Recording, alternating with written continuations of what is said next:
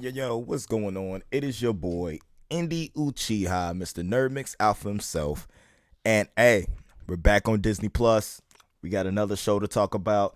This time it's the What If series. Man, this was something that was worth as y'all know, I get up early, like early and watch what's going on with these shows when it comes to Disney Plus. So I wake up about 2 o'clock in the morning, right, to watch the show, and I wasn't disappointed. It was a little bit over 30 minutes of something that was very entertaining. Now, one thing that I would like to say is that I don't know what they're doing with this. I know it's rumors or it's been texts where they come out and they say everything that's happened in What If is canon now due to what's happening in what happened in Loki and everything going on with that. So the Beyonder actually reiterates this as he's telling us what's going on. The one thing I really like about What If is that it watches exactly how a What If comic reads. Fast pace, hits all the key points, and it opens up with exactly how you remember something happening, and then there's one change that evolves the situation into something else, and that's cool. Not the Beyonder, the Watcher. Now let's get back to the Watcher. I know I said the Beyonder, I meant the Watcher. Who kind of looks like Eternity, doesn't it? The way they visualize what the Watcher looks like is similar to what Eternity looks like, or am I just bugging out? Am I right on that? You guys let me know in the comments below. But we know the Watcher stays on the blue side of the moon. The blue side of Earth's moon, all he does just watches what goes on in the multiverse. He never interferes. So he's telling us a story on what happens while he's watching things unfold in these different multiverses. And so he comes to a story telling us about Peggy Carter and Steve Rogers.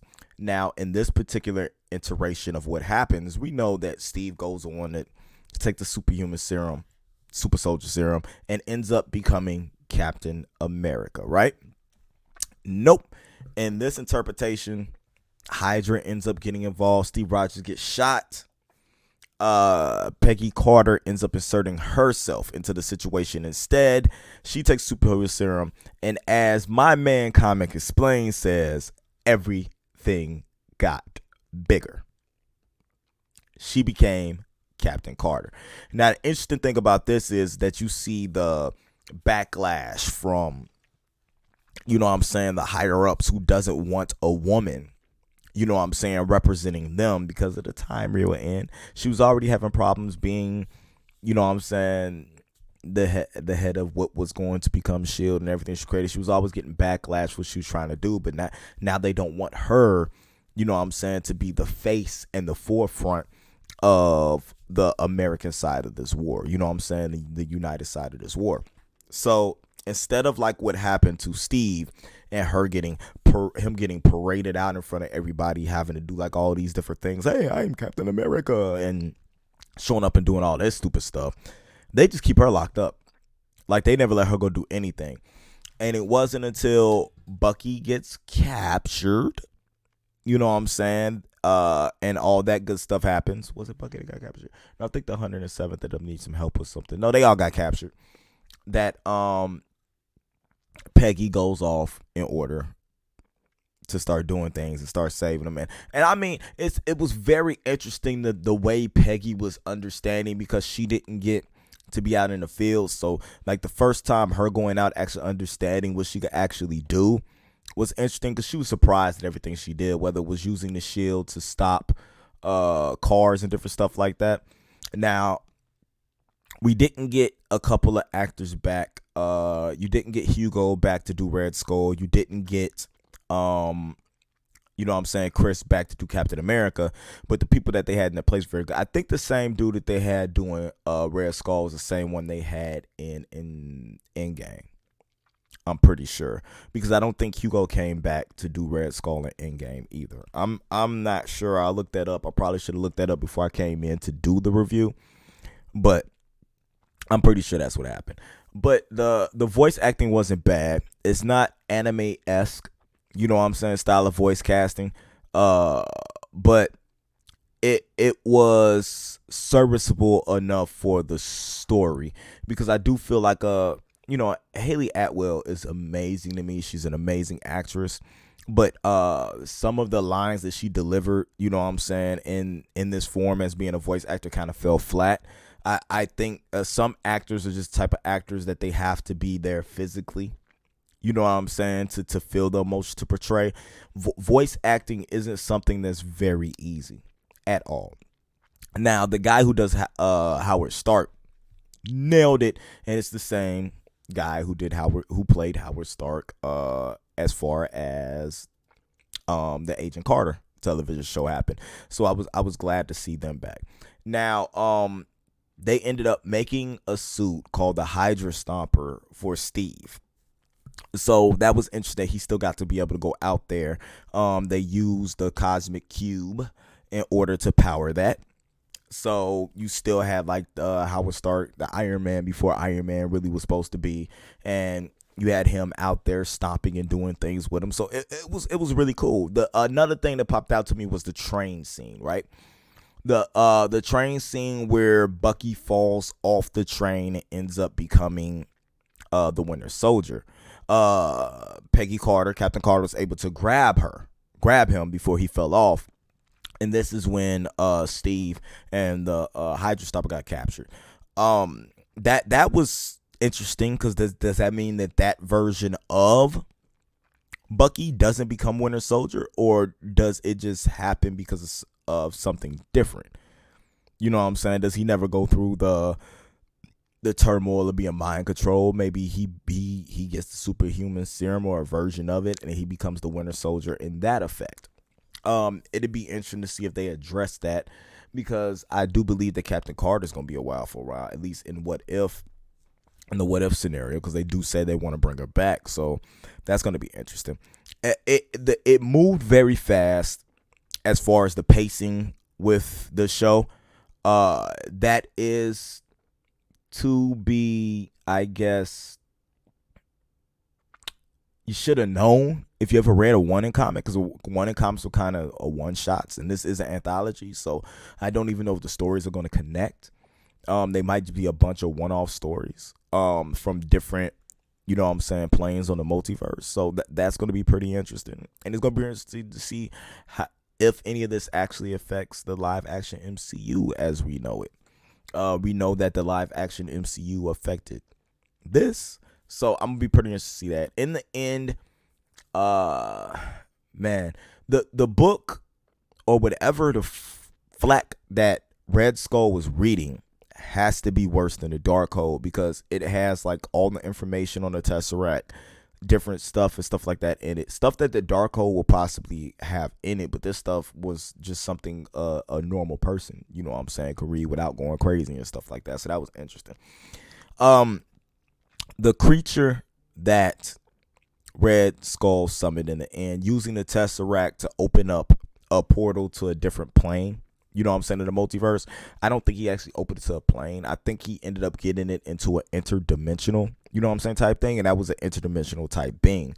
Was one of the reasons why people probably thought that it was Shuma Gorath, but Shuma Gorath, it was not, I think, because when we saw the mouth and stuff open, that's not what Shuma Gorath looks like. He just big eyeball, different mouth, you know, like he's a different type of creature. Plus he's telepathic, and he's conquered different types of planes on his own.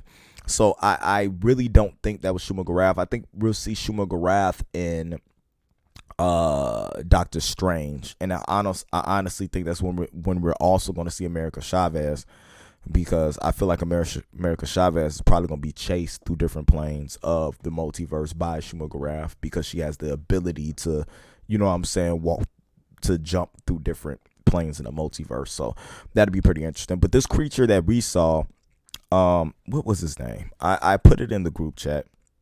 I think it could have been the same creature from Guardians of the Galaxy 2. But after thinking and tying what Agent Carter is, and this is just me hoping, and with it being Red Skull, I'm gonna go back into my Agents of Shield bag right now, and I'm gonna say that might be the Captain Carter version of Hive. Because if you guys remember, there was a whole storyline that happened in Asia of Hydra trying to get to a different dimension in order to bring this creature of power, you know what I'm saying, back to save Hydra and everything like that. So I'm thinking that's what it could be, because that creature ended up embodying itself into, you know what I'm saying, a physical being.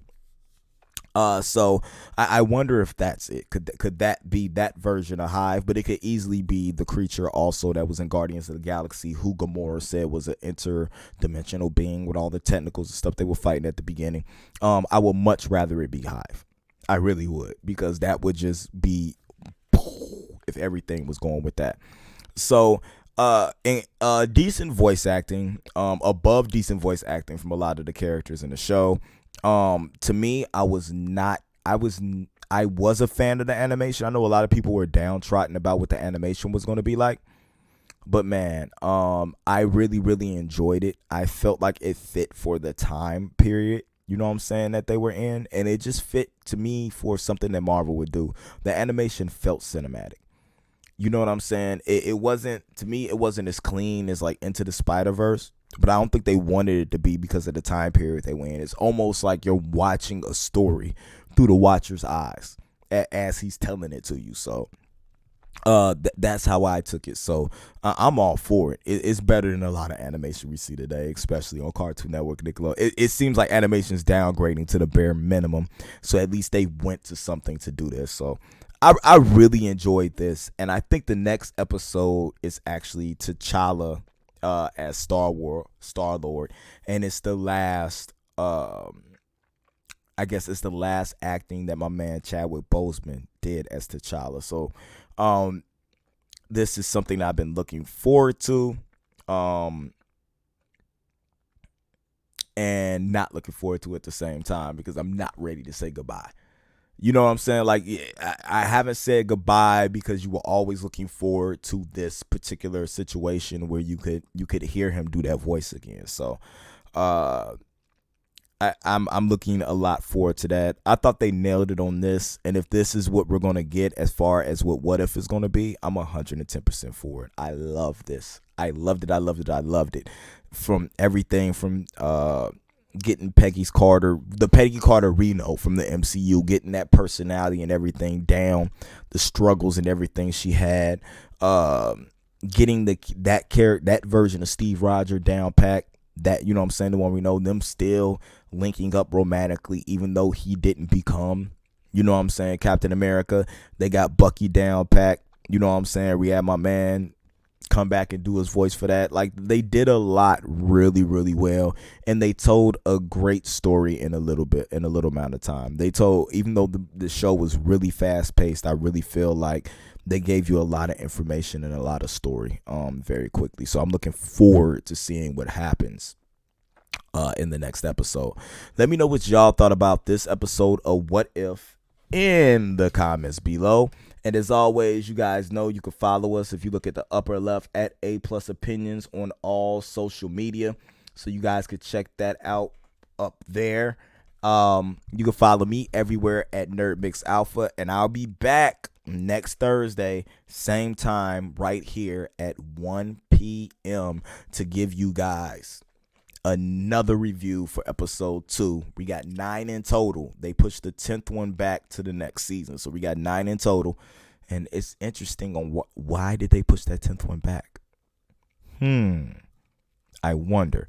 We got 9 in total that we're looking forward to, and I can't wait to watch them all. I'm really excited for the next one. I'm really excited for the Ultron Vision and that one, when they like combine or whatever. I'm curious and where the hell that's gonna go. So you guys let me know what you thought about this in the comments below. I can't wait to chat with y'all. I'll be there with y'all. I'm probably gonna swing around the comments probably around an hour or two after this airs at 1. So I'll check you guys in there. All right. So until next time, as always, keep it A+. This has been a Nerd Mix Indy out.